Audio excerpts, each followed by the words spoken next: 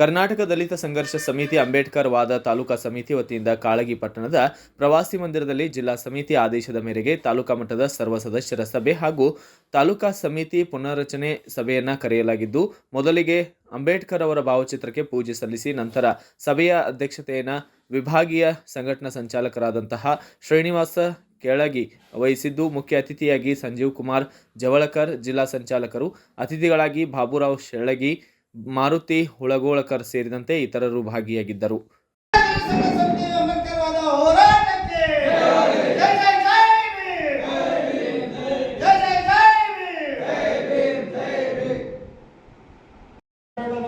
ಜನಾಂಗದ ಉಸಿರದು ಈ ಸಮಸ್ತ ಎಲ್ಲಾ ಜನರಿಗೆ ಹಕ್ಕನ್ನು ಕೊಟ್ಟಂತ ಅಂಬೇಡ್ಕರ್ ಅವರು.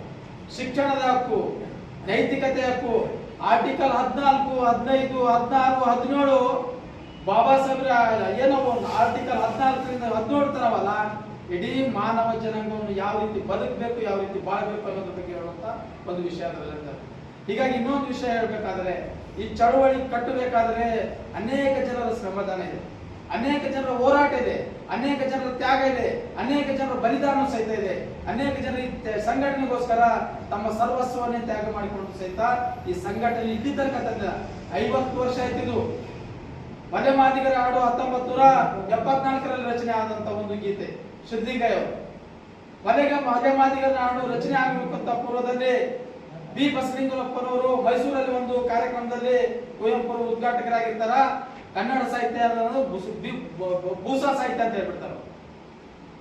ಬಿ ಬಸಲಿಂಗಪ್ಪ ಹೇಳಿದಂತ ಒಂದು ಮಾತು ಇಡೀ ಕರ್ನಾಟಕದಲ್ಲಿರುವಂತಹ ಎಲ್ಲ ದಲಿತ ಸಮುದಾಯದವರಿಗೆ ಒಂದು ಜಾಗೃತಿ ಮೂಡುವಂತಹ ಕೆಲಸ ಆಯ್ತು. ಅವರು ಮಂತ್ರಿ ಪದವಿಯನ್ನು ಕಳ್ಕೊತಾರೆ. ಅವರು ಮಂತ್ರಿ ಪದವಿ ಕಳ್ಕೊಂಡ್ರೂ ಪರವಾಗಿಲ್ಲ, ಇಡೀ ಸಮಸ್ತವಾದಂತಹ ಈ ದಲಿತರಿಗೆ ಒಗ್ಗಟ್ಟಿನಿಂದ ಕೊಡುವಂತ ಒಂದು ಶಕ್ತಿ ಕೊಟ್ಟಿದೆ ಬಿ ಬಸಲಿಂಗಪ್ಪ. ಬಿ ಬಸಲಿಂಗಪ್ಪ ಮಾಡಿದಂತ ಕೆಲಸಗಳೇ ಮುಂದೆ ಸಿದ್ಲಿಂಗಯ್ಯನವರು ಕವಿತೆಗಳು ಬರೆಯೋದ್ರ ಮುಖಾಂತರ ಇಕ್ಕಿಲ್ಲ ಓದಿಲ್ಲ ಈ ಮಕ್ಕಳ ಚರ್ಮ ಎಬ್ಬರಿಲ್ಲ ಅಂತ ಬರೆದ್ರು. ಅವರು ಅದು ಬರ್ದದ್ದು ಈಗಲೂ ಸಹಿತ ವಾಸ್ತವದ. ಯಾಕಂದ್ರೆ ಇವತ್ತಿಗೂ ಸಹಿತ ಅನೇಕ ಹಳ್ಳಿಯಲ್ಲಿ ಅನೇಕ ಇವತ್ತು ನಮ್ಮಲ್ಲಿ ಇವತ್ತು ಅನ್ಕರೆ ದೇವರ ಗುಡಿಗೆ ಹೋಗ್ಬೇಕಾದ್ರೆ ಸಹಿತ ಇವತ್ತು ಸಮಸ್ಯೆಗಳು ಇವತ್ತು ರಾಮನಗರ ಆಗಿರ್ಬೋದು, ಮಂಡ್ಯ ಆಗಿರ್ಬೋದು, ಮೈಸೂರು ಆಗಿರ್ಬೋದು, ಚಾಮರಾಜನಗರ ಆಗಿರ್ಬೋದು, ಎಲ್ಲಾ ಕಡೆಗೆ ಸಹಿತ ಇವತ್ತಿಗೂ ಸಹಿತ ಅಸ್ಪೃಶ್ಯರು ದೇವಸ್ಥಾನಕ್ಕೆ ಇವತ್ತು ಒಳಗಡೆ ಸಮಾನವಾಗಿ ಇವತ್ತು ನಾವು ಹೋಗಿ ದರ್ಶನ ಮಾಡುವಂತ ಸ್ಥಿತಿಯಲ್ಲಿಲ್ಲ. ಅದಕ್ಕಾಗಿ ಅನೇಕ ಹೋರಾಟದ ಆ ಶಕ್ತಿ ಕಿಚ್ಚಿನ ಫಲವಾಗಿ ಬಾಬಾ ಸಾಹೇಬ್ ಅಂಬೇಡ್ಕರ್ ಅವರು ತಮ್ಮ ಬದುಕಿನಲ್ಲಿ ಒಂದು ಪ್ರಮುಖವಾದಂತ ವಿಷಯ ನಿಮಗೆ ನಾನು ಹೇಳ್ಬೇಕಾಗ್ತದೆ. ಈ ಅಂಬೇಡ್ಕರ್ ವಾದದ ಒಂದು ಕೆಲವೊಂದು ಸಿದ್ಧಾಂತಗಳು ನಾನು ನಿಮಗೆ ಹೇಳಿ ಕೆಲವೊಂದು ಮಾತುಗಳು ಪ್ರಸ್ತಾವನೆ ಮಾಡಬೇಕಾಗ್ತದೆ. ಅಸಮಾನತೆಯನ್ನು ನಿರಂತರವಾಗಿ ಘೋಷಿಸಿಕೊಂಡು ಬರುವಂತ ಒಂದು ಹುನ್ನಾರ ಈ RSS ಅವರು, ಈ ಬಿಜೆಪಿ ಪಾರ್ಟಿದವರು. ಆಮೇಲೆ ಅಸ್ಪೃಶ್ಯತೆಯನ್ನು ಶೋಧನನ್ನು ಸಂಪೂರ್ಣವಾಗಿ ಅವರನ್ನು ನಿರಾಯುಧರನ್ನಾಗಿ ಮಾಡಿಸಬಹುದು. ಅಧಿಕಾರ ಸ್ಥಾನಗಳನ್ನು ಶೋಧರರು ಮತ್ತು ಅಸ್ಪೃಶ್ಯರು ಒಂದದಂತೆ ಅವರಿಗೆ ಷಡ್ಯಂತ್ರವನ್ನು ರೂಪಿಸುವುದು ಮತ್ತು ಇನ್ನೊಂದು ಶೋಧರು ಮತ್ತು ಅಸ್ಪೃಶ್ಯರಿಗೆ ಶಿಕ್ಷಣ ದೊರೆಯದಂತೆ ನೋಡಿಕೊಳ್ಳೋದು.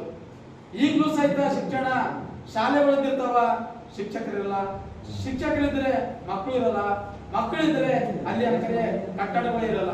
ಅಂತ ಸ್ಥಿತಿ ನಮ್ಮ ಇಂಡಿಯಾದಲ್ಲಿಲ್ಲ. ಆಮೇಲೆ ಇನ್ನೊಂದು ಮಹಿಳೆಯರಿಗೆ ಸ್ವಾತಂತ್ರ್ಯ ನಿರಾಕರಿಸುವುದು.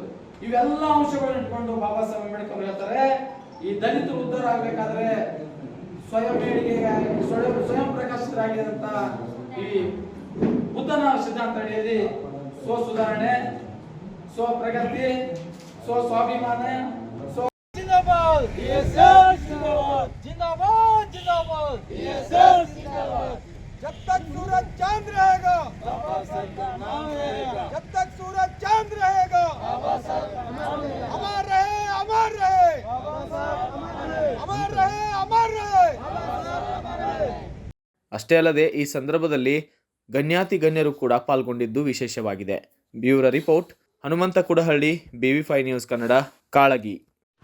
Thanks for watching. Read, discuss and debate with editor Dr. Yan Prashant Rao. Wanted reporters in print, digital and visual media for Bharat Vaibhav Daily Newspaper, BV News 5 Channel and BV Fast Web News from all the talukas of Karnataka, Goa and Maharashtra. If interested, send your resume to 9019229369.